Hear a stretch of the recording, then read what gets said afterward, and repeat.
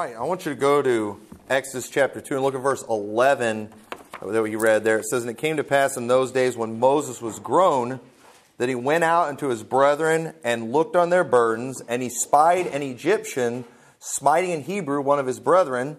And he looked this way and that way, and when he saw that there was no man, he slew the Egyptian and hid him in the sand. And when he went out the second day, behold, 2 men of the Hebrews strove together.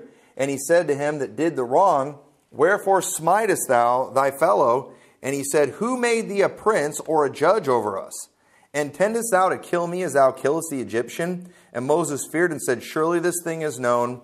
Now when Pharaoh heard this thing, he sought to slay Moses, but Moses fled from the face of Pharaoh and dwelt in the land of Midian, and he sat down by the well." I want to continue talking this morning about righteous judgment. We've been talking about that for several weeks now.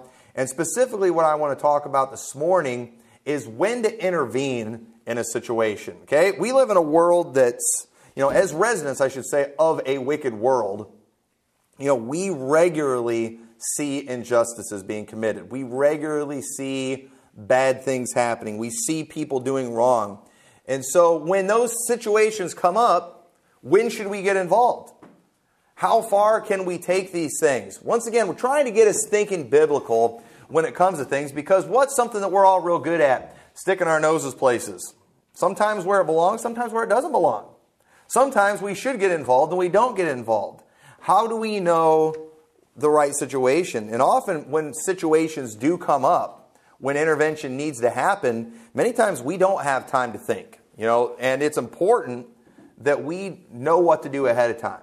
The most important decisions, they're made ahead of time. Things we've already determined in our heart we're going to do. And in this story here with Moses, this one chapter that we read here, it covers a big portion of Moses' life. And we see here how all of a sudden he's going out one day, he sees an Egyptian smiting one of his fellow Hebrews. And he goes, and that's an injustice that's being done. Something bad is happening. Here this Egyptian is, smiting one of his brethren. And so he decides he's going to go and he's going to take the law in his hands. And he kills the Egyptian. And it's clear he knew what he was doing was wrong, because it says he looked this way and he looked that way. Hey, is anybody looking? And he goes and he kills this Egyptian. And so then the next day comes along, he's feeling like, he's the new superhero, of Israel. He's going to be the one that's going to deliver the people. And he thinks, man, I already killed that one guy the one day. But then he goes and amongst his own brethren, he sees fighting going on. And so he decides that he's going to step in. I'm going to intervene. And he steps in. And notice what this man said, because it goes along with what we talked about last week, I believe it was. I think it's on Sunday night. And he said, Who made thee a judge over us? Once again, we don't just get to appoint ourselves to positions, okay? I know we live in a world where we watch superhero movies, and these guys, they put on capes and things and declare themselves, these vigilantes that go saving the world and intervening in things all the time.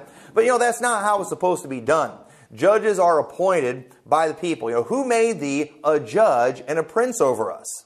Okay? Even a pastor, you don't just declare yourself a pastor. That's something you're appointed to. You're sent out. We've been talking about all this stuff, and civilized societies have always operated that way. Even way back here in the beginning of the book of Exodus, we see that. And so now, because of the fact that Moses had handled the one situation bad, where he killed the Egyptian, and apparently, even though he looked this way and that way, there were some people that saw what happened. Maybe the one that he saved told everybody about it. But people now, they see Moses. He's been intervening in situations. Nobody made him a judge. Nobody had made him a prince. He already went too far in how far he took the one situation where he went and he killed the Egyptian. That wasn't the right thing to do. And as a result, he's now in trouble. The children of Israel don't respect him. He's broken the law. The king of Egypt is now upset with them. And so what does he got to do? He's got to go and escape. Moses made some bad judgment, and it got him into trouble. I think he was trying to do the right thing in both of those situations. I think he wanted to help. And how many times have we gotten involved in situations thinking, I'm going to help. I'm going to try to make a difference, and we ended up making things worse.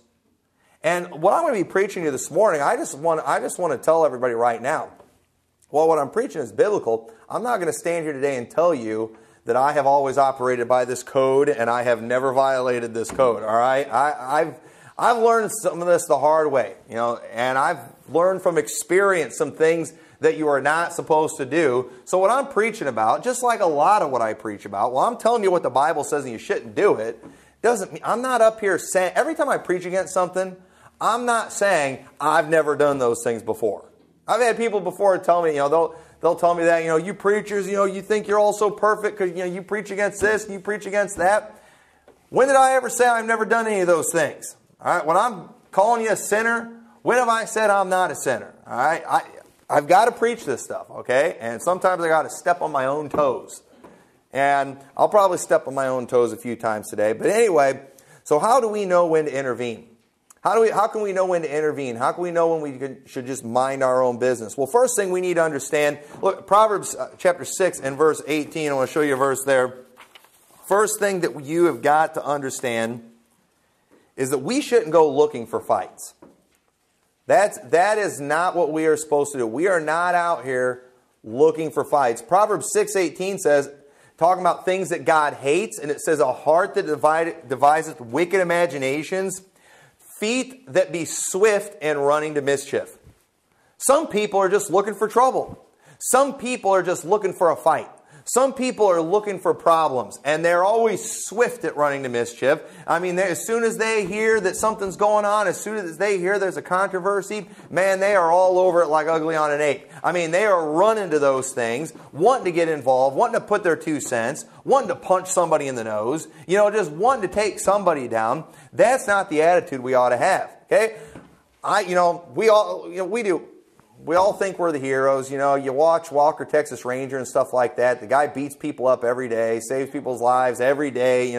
Chuck Norris, he can do it all. And it's like, it's amazing how many, on shows like that, how many fights he gets into. I mean, when was the last time any of us got into a fight, this guy, he finds them every day. And his fights are always justified, His roundhouse kicks to the face are always just, all right? I've never needed to roundhouse kick anybody in the face. And I couldn't do it if I wanted to anyway. But at the same time, it's like you've got people, they watch that junk all the time. They see those things, and it's like they're always out looking for a fight. They're always just looking for an opportunity to punch somebody in the nose. And I'm just going to tell you right now, unless you live in some crazy areas, you're not going to have that many times where you need that. All right, you're just probably not going to need to do it. And Romans chapter 3, verse 12, what it says there, it says, they are all gone out of the way, they are all together become unprofitable. There is none that doeth good, no, not one. Their throat is an open sepulchre. With their tongues they have used deceit. The poison of asps is under their lips, whose mouth is full of cursing and bitterness. Their feet are swift to shed blood. Destruction and misery are in their ways, and the way of peace have they not known. There is no fear of God before their eyes. Once again, some people, they want to shed blood. They want to hurt somebody. That is just how they are. And they like to act like they're a big hero. They act like maybe they're a contender for the faith or something like that. But they're wicked. They're someone that God hates. They're swift in running to mischief. They want to get involved in situations. They want to beat somebody up. They want to hurt somebody. They want to take somebody down. They'd love to shoot somebody if they had the opportunity. But that should not be our attitude. I am 100% for gun ownership. I'm 100% for conceal and carry. I'm 100% for open carry. I wish they let us do it in this state. But you know what? I'm not, if I ever get my conceal and carry, I don't think we ought to do that and just go walking around just waiting for somebody to trip up. Man, I hope somebody robs this bank while I'm in here. Man, I'll blow their brains all over the ceiling. That's how some people are. And if you have that, if you carry, okay, great. I'm 100% for that, but I hope you're not anxious to shoot somebody. I hope that's something, that was the last resort. That's not what you want to do. But some people, man, they want to. Ready to draw their gun. There's a lot of policemen out there that have never had to shoot anybody. And their job is going to, the bad stuff. And if you just go and you get your conceal and carry permit and you're always getting opportunities to shoot at somebody, I'm going to start thinking you're just somebody that's looking for trouble. You're somebody that's trying to get into mischief and wanting things to happen because you're just wicked and you want to shed blood. And we need to understand, too, that when it comes to our town, our community, we have appointed police officers to patrol our neighborhoods. Okay? And you might not like that. You might not necessarily agree with that. Now, I'm not saying I necessarily agree with everything that police get involved in and everything that they do. But you understand that that's what our society has chosen. That's what they do. And, we shouldn't get in the way. We shouldn't be obstructionists. We shouldn't be causing them problems. Some communities, they have neighborhood watches. They've chosen as a community, hey, we're going to appoint different people to just kind of keep an eye on things. They're going to watch, this guy's going to watch at this time. Maybe they let him carry guns. Back when the big George Zimmerman thing happened, that was what he did. He had a neighborhood watch. He carried a gun. That was something that their community decided that they wanted. And, that was appropriate for him to be doing what he was doing. And then the situation, the way he handled it, I'm not going to get up here and defend how everything went down in that situation. But I do agree with the legitimacy of a community having a neighborhood watch. Now, my community has not decided to do that. And so, I don't have the right to just go walking up and down my street, toting my AR-15, just waiting for something to happen, all right? That would freak my neighbors out, wouldn't it? I mean, can you imagine if I just did that? And the truth is, even if we had a neighborhood watch, they don't go toting AR-15s. They usually are concealing whatever they're carrying. They don't try to be noticeable. They don't want to be freaking people out. But at the same time, if you're just bound and determined to protect, you're only allowed to protect what you've been appointed to protect. And if nobody's appointed you to protect anything, you need to mind your own business. You need to stay out of it. If you want to go and patrol your property, if I want to go walk around my 3 acres every day and just, be watching things and be up all night carrying my gun, I'm pretty sure that's legal for me to do on my property. But you know what? My neighbors are going to think I'm a weirdo. And they're not going to appreciate that. I don't think that's necessary. But at the same time, some people, that's just kind of how they are. It's like they're just, please, somebody come rob me. Please, they just want to shoot somebody. That is a terrible attitude. That is a wicked thing. That should not be our desire. And so, those who are looking for drama, those who are looking for blood, I think they're miserable people. It says in verse 16 of Romans 3, destruction and misery are in their ways, and the way of peace they have not known. They don't know how to get along with people. They don't know how to reconcile differences. What do they want to do? They just want to shed blood all the time. If they have a difference, if they have a controversy, if they have a conflict, man, it's on. They're ready to fight, and they have no clue how to make peace. I think that ought to be the first thing we try. If there's a conflict, hey, can we resolve this peacefully? If somebody steals something from me, I should try to see if I can get it back, get them to give it back, or at least call the police before I go chase them down and shoot the guy. In fact, that's not even biblical to do that. It's taught in the Bible, if someone's breaking into your house and you smite them and they die, your hands are clean. However, though, if the sun rises upon them, in other words, if they get away, you're not allowed to go hunt somebody down and kill them for stealing. You're not allowed to do that. Now, if you find out who they did, you can go after them to get them to pay you back and pay you fourfold, but you're not even allowed to kill them over something like that. The Bible teaches that. And our laws would back that up. If somebody breaks in your home and you shoot them, you're clean, you're fine. But at the same time, we always should be looking for the peaceful route first. Hey, how can I resolve this situation without killing somebody? But many people, that is their first choice. Death. We've got some of our politicians. Something happens in another country, what's the first thing they're thinking? Nuke them. They're just, let's go to war. Let's fight. I mean, that's the attitude of many people today. That should not be our attitude. Now, is there going to be situations where we might need to go to war? Probably. Are there situations, in our life where we might need to actually take somebody's life? That may come, but we ought to never go looking for that. And that should not be our desire. If that is your desire, there's something wrong with you. And you need to get that right. So when we should intervene, it's when someone calls for help. Okay, look at Deuteronomy chapter 22. There are going to be times where you're going to need to intervene, and it's if somebody calls for help, okay? I might see a situation that looks bad. Okay, we talked about the other day, my wife, she saw a husband being really mean to his wife. He wasn't physically doing anything to her, but he was talking really nasty to her. And my wife wanted to intervene. Okay, and sometimes you'll only make the situation worse if you intervene. And I was out soul-winning one time, and I was getting ready to go to this next house, and man, the husband and wife were having a knockdown drag-out. And I mean, it was a brutal fight, but verbally, 100% verbal. And I remember I walked up, and you know what? I didn't go to that house. I was like, I don't think this is a good time. I don't really think they're ready to hear the gospel, and I didn't really want to get in the middle of that. And it was ugly. I heard that, and I'm going to be honest with you too, while it was an ugly fight, while it was brutal on both sides, from what I was hearing, I was on the guy's side. I stayed out of that. But what if it had started getting physical? Well, what is it that usually happens in a situation like that? When somebody really needs help, they usually call for help, don't they? They usually scream. And look what it says in Deuteronomy chapter 22, verse 23. It says, if a damsel that is a virgin be betrothed unto an husband, and a man find her in the city, and lie with her, then ye shall bring them both out into the gate of the city, and ye shall stone them with stones, that they die.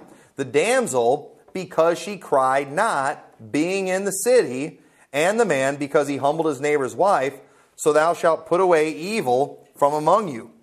But if the man find a betrothed damsel in the field, and the man force her and lie with her, then the man only that lay with her shall die. But unto the damsel thou shalt do no wrong, or do nothing. There is in the damsel no sin worthy of death. For as when a man riseth against his neighbor and slayeth him, even so is this matter. For he found her in the field, and the betrothed damsel cried, and there was none to save her. So we see very clearly in this passage, when somebody is in trouble, they're going to call out for help, and it's just assumed that people are going to come and help them. That people are going to come and they're going to intervene. And so if you're in you see a situation, somebody's getting beat up, somebody's being hurt, and they're screaming and crying out for help, then you know what? There's your opportunity. There's your chance to go be Chuck Norris. There's your chance to go throw a punch, do a roundhouse kick to the face, whatever it is, whatever superhero you want to copy off of, there is your opportunity. You see somebody being taken advantage of, somebody that's being hurt, but then, even then, what is your goal? What is it you're trying to do? You're trying to stop it. Your job is not to be judge, jury, and executioner and go kill that person. Now, there may be a situation where you need to kill somebody. We'll talk a little about that in a little bit. But your goal is not to be a jury in that. Your goal is to try to stop it. Your goal is to try to intervene in it. So it's clear in this passage that there is an expectation for someone to come to the rescue.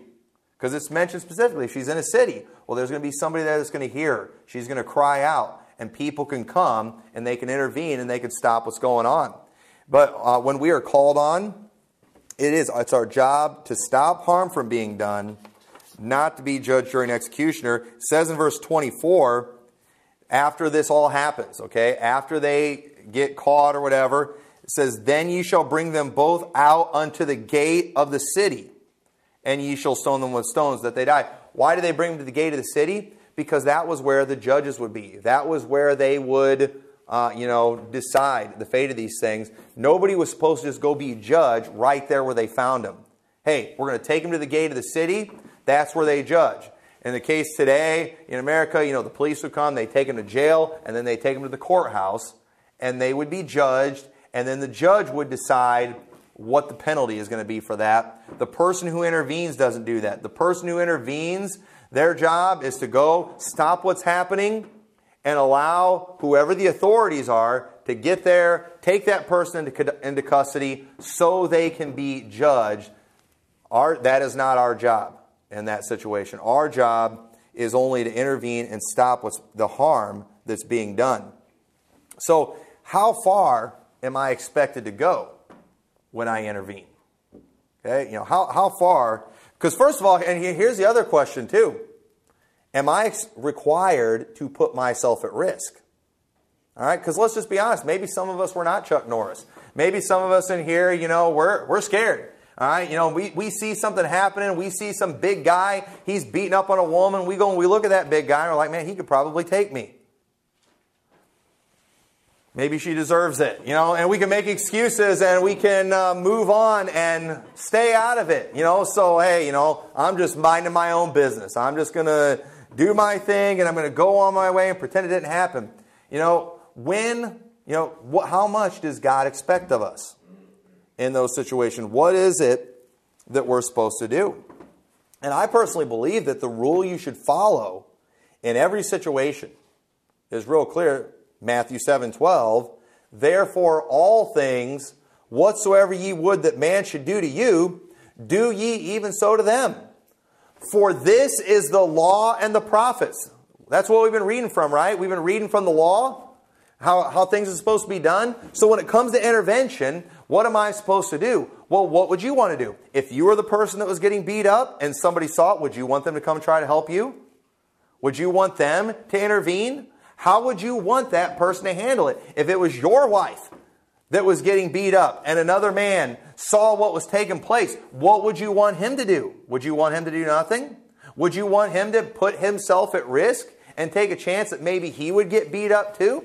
I don't know about you, but I'm just going to be honest. If I was getting beat up, I would hope somebody would come and try to help me out and keep them, and even if it meant maybe they got beat up, especially if it was my wife. Or if it was one of my children that somebody was trying to hurt and somebody was trying to take advantage of, you know what? I hope somebody would come and they would put themselves in harm's way and they would get in between them and do whatever they could. That's what I would want for me. So you know what? That's what I should do for other people. I should do in that situation what I would want done for me. When you see whatever's going on, you should think, what if I was the victim right there? What if I was that person and I looked and I saw me standing there, what would I want that person to do?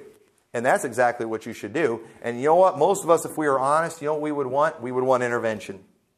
We would want something to be done. Now, I would want people to be smart. I would want them to think a little bit. If you're a frail, thin person that doesn't have a chance beating somebody up, all right? Some of you, I don't want to use the word old, but some of you that are very experienced in life, you might not be able to put up a great fight, okay? But you know what? Can you scream? Can you call 911? A good old scream could really freak the person out because they're going to think, hey, other people are going to come. You can try to get other people to come and intervene. You can do whatever you could do. There's things you can do to try to help in that situation.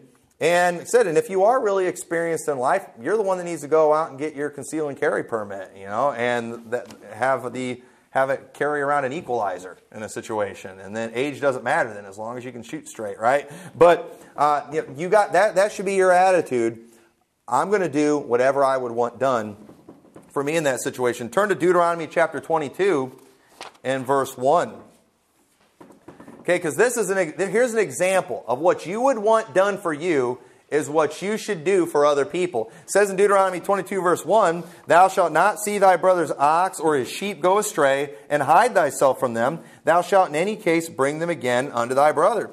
And if thy brother be not nigh unto thee, or if thou know him not, then thou shalt bring it unto thine own house, and it shall be with thee until thy brother seek after it, and thou shalt restore it to him again. In like manner shalt thou do with his ass, and thou shalt do with his raiment, and with all lost things of thy brothers, which he hath lost, thou hast found, shalt thou do likewise. Thou mayest not hide thyself. Thou shalt not see thy brother's ass or his ox fall down by the way, and hide thyself from them. Thou shalt surely help him to lift them up again. So how am I supposed to do? Handle these situations? Isn't that exactly what you would want done for you? If you lost your wallet, wouldn't you like it if the person, instead of spending the money in it, looked at your identification, looked you up and called you and gave it back? Isn't that what you would like to be done? That's what you ought to do. And same thing, it's mentioning with the animals. If you see them fall by the way, you go and lift them up. You know what else that means too? we don't see people riding around on an ox or ass today, but what do we see? Flat tire. They might have AAA. Well, they might not. We ought to be willing, in all those situations, when we see people in trouble, whether it be in physical danger, whether it just be a tough situation where they just might need some help, we should, all things, whatsoever would that men should do to us, we should do it to them. You know what? I'd like some help. I'm going to go do that. I've got a jack that I carry around in my car. It's one of the easy kind that you can jack cars up real easy with. We all have those piece of junk ones in our car that take you about a half hour to get your vehicle off the ground. And I had a flat tire one time, and I remember that I was right by this house. The guy came out, and he had one of those jacks, and he jacked my truck up real fast and real easy. And man, it helped me so much. I was getting ready to mess with that stupid thing I've got. It was real awkward. The ground was wet. And it was such a blessing. And I thought, you know what? I'm going to go buy a real jack, and I'm going to keep it in my truck. And you know what? I have had several times when I've been able to use that and help people with that exact same situation. One time on the very road where the guy helped me. Just like a mile or so down the road, somebody else in the same situation. I saw him under there trying to mess with it. I drove past there. I was almost home. And then I remembered that guy that helped me out. And I turned around and I went back and I used that, got their van up in no time. And that should be our attitude. That's how we should do things. That was such a blessing to me. And I have at least 3 or 4 times, I've turned around and I've done the same thing for other people. And that's how we ought to act. And that should just be the rule for everything. We should always follow the golden rule. And and we should also always do our best to follow the local laws. And this is a story from the Gun Digest, all right? Because, what about shooting people, all right? Because when it comes to shooting people, some of us might not have the kung fu skills and things like that to just, beat the snot out of a guy and have him begging for mercy. We might need something like a gun to help protect ourselves in a situation. So this was about when deadly force is necessary. So it says, when would the use of deadly force by a private citizen against another human be considered judicious? How can a private citizen be authorized to kill another human under his or her own summary judgment? The very simple is that deadly force is recognized as a last resort for use only when you need to save your life. We're referring to the doctrine of competing harms and the doctrine of necessity. Put very simply, you are allowed to break the law, in this instance kill, in the rare circumstance where following the law, not killing, would cause more injury to you or other innocent humans. And so basically what it's come down to, here's the law. Don't kill people. All right? But at the same time, exceptions can be made if it means to save your life. Or in a situation where it looks like you could have lost your life if you did not kill this person. But either way, what's going to happen every time? Anytime you kill somebody, there's going to be an investigation, and there's going to be people who make judgments.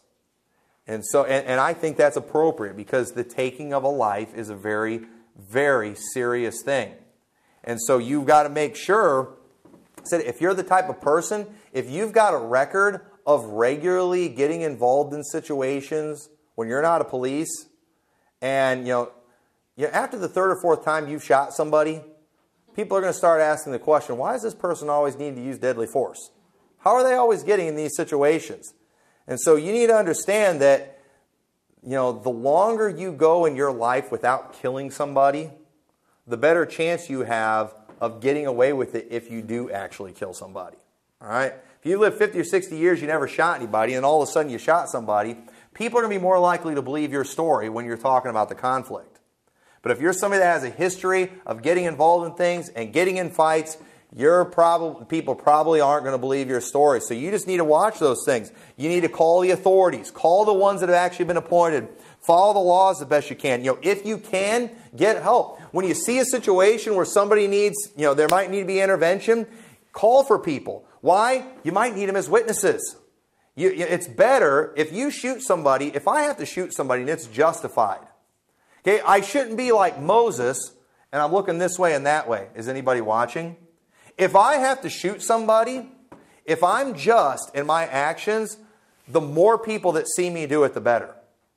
The more people that watch me shoot that person, the better. Because now I've got witnesses that will back up my story. But if I'm doing it, if I'm wanting to do it in private, there's a good sign that it's not just. And you got a lot of people today who a lot of their things that happen to them, situation they're in, there's never anybody there to see it. Well, we ought to want people there to see it. We want witnesses. And so, following the first point of this message, it will help you make the right decisions. In other words, don't go looking for fights. Don't go looking for trouble. Let that be a last resort, and that will help you in every situation. So right there is basically intervention. And just real briefly, I want to touch on this because I got to thinking about this. This is the 21st century. This is 2018. And what's something that we have, a new problem that we have today? And that is, what about intervening in battles taking place in cyberspace? Okay, because there are fights breaking out every day on cyberspace. I mean, now, and if you're on the internet, people are constantly getting in fights on there. There are constantly battles and wars breaking out in cyberspace. When am I required to intervene in a battle in cyberspace? Well, first of all, I don't feel like I need to help a person who went looking for trouble. Okay, Proverbs 26:17 says, "He that passeth by and meddleth with strife belonging not to him is like one that taketh a dog by the ears." Okay? Understand, when you're in cyberspace, okay, that you are walking in dangerous territory. All right? If you go and if I see somebody, now, I love people, I want to help people, but if there's a hornet's nest outside, and I care about you, I'm going to tell you don't poke the hornet's nest. I really want to poke at the hornet's nest. Yeah, but you're going to get stung. And you're going to get stung a lot, and it's going to hurt. Yeah, but I really want to do it. Please don't do it. Stop. Don't. And if you go out there and you insist on poking at the hornet's nest and you're getting stung, I don't think I have to do anything about it. I tried to stop you, and you wouldn't listen. Now, if I want to, I can, but understand, if I go and I try to help you, if I try to drag you away from there, I'm probably going to get stung myself, aren't I? I'm now in your mess that you just asked for because you went looking for trouble. And we should help people walk away from situations. That's what we should help them do. Oh, but I see that hornet's nest. I want to poke it so bad. No, come on, let's go. Let's go find something else to do. Let's move on, all right? Just forget about it, all right? It's not there. Go do your thing. I don't need to help my friend who goes walking into a gang's hangout and starts flashing gang signs of a rival gang. Okay? If you decide you want to do that, this is America, okay? You should be allowed to go and visit a hideout of some gang in the city and flash gang signs, and you shouldn't get beat up. But you know what? You're probably going to get beat up. That's just what's going to happen, all right? Ladies ought to be able to walk down any street at night and not have anybody mess with them. But you know what? If you do, there's some places, ladies, if you go dressed in certain ways especially, you ought to be able to go dressed however you want and nobody's going to do anything. But is that the reality of what will probably happen? Absolutely not.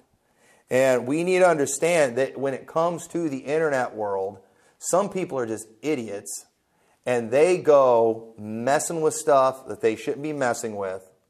If I go as a preacher and I go and I find some Facebook group of Ruckmanites and I go in there, start saying, post-trib rapture and stuff like that, I'm going to get attacked. And you know what? I'm not a victim when I get attacked. Okay? I knew what they were. I asked for it. If I go in there, we're the chosen people. I'm going to get attacked there. Okay? They're not going to let that go. They're going to call me all kinds of names. They're going to say a bunch of things about me. And you know what? Y'all don't need to feel like you got to come help me in that situation because I asked for that. I didn't need to do that. We ought to help those who are being attacked. But here's the question we've got to ask. Who was the aggressor? There's some guys out there that, the only thing they've done, they're online. They've gone online, they've got a YouTube channel, they've got a Facebook page or whatever. They preach things that I don't disagree with. They've never attacked me. They've never come after me. They've never said a mean word about me.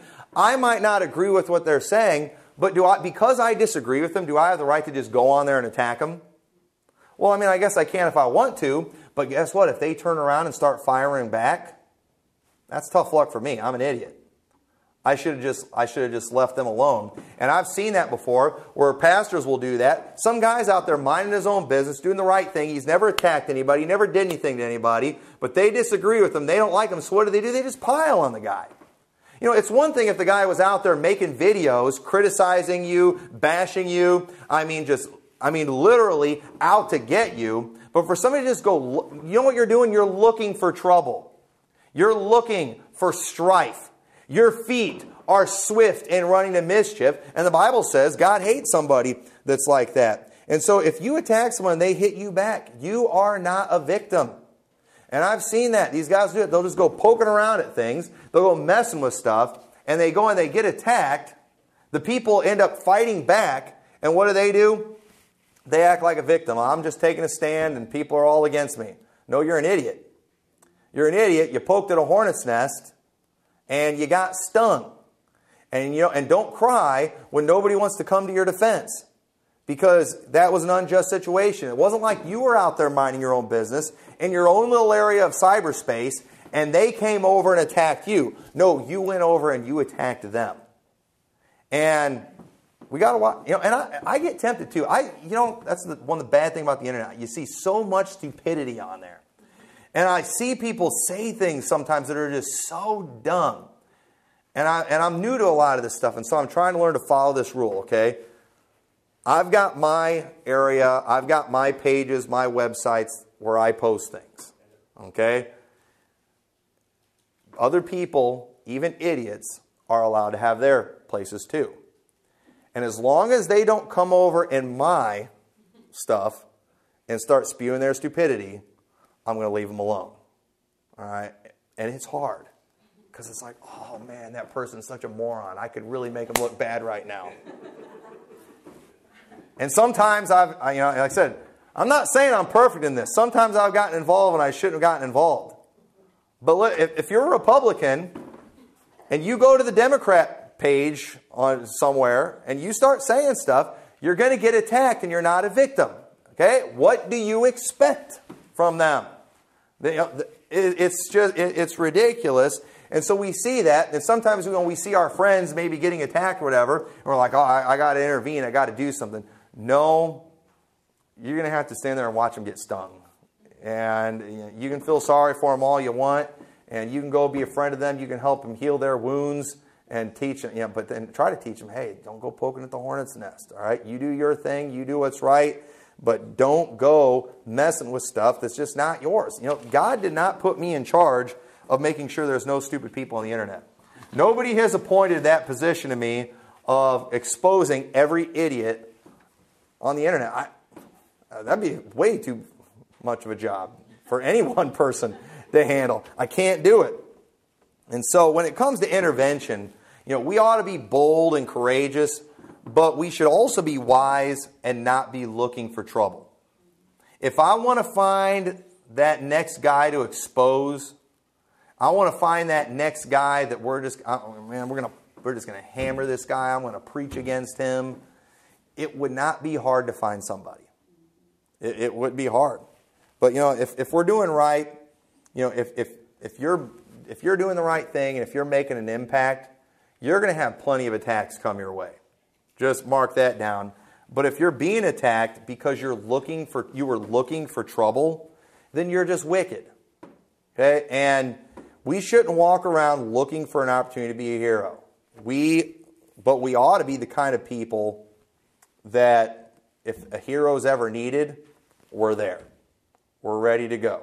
We'll have our Walker Texas Ranger moment where we save the day and you get to throw that punch, that roundhouse kick, whatever. But in the meantime, don't go looking for it. And when it comes to a situation where somebody might need some intervention, you've got to ask yourself that question, what would I want done if I was in their shoes? And that's how you ought to handle it. And so I hope that was a blessing to you. So with that, let's pray. Dear Lord, We thank you so much for your word. Help us, Lord, as we live in a wicked world where we see wicked things happening all the time. I pray you'll help us to just have a biblical mindset when it comes to these things. Lord, I pray you'll help us to just train ourselves in our mind and in our actions to operate the way that your word teaches us, Lord. There's so many clear principles throughout the Bible. I pray you'll help us to stay in your word so these things will be in our hearts, and when situations come up and when conflicts arise, we'll handle these things with wisdom and in a just way like you'd have us to do. And I pray you'll help us, Lord. In your name we pray.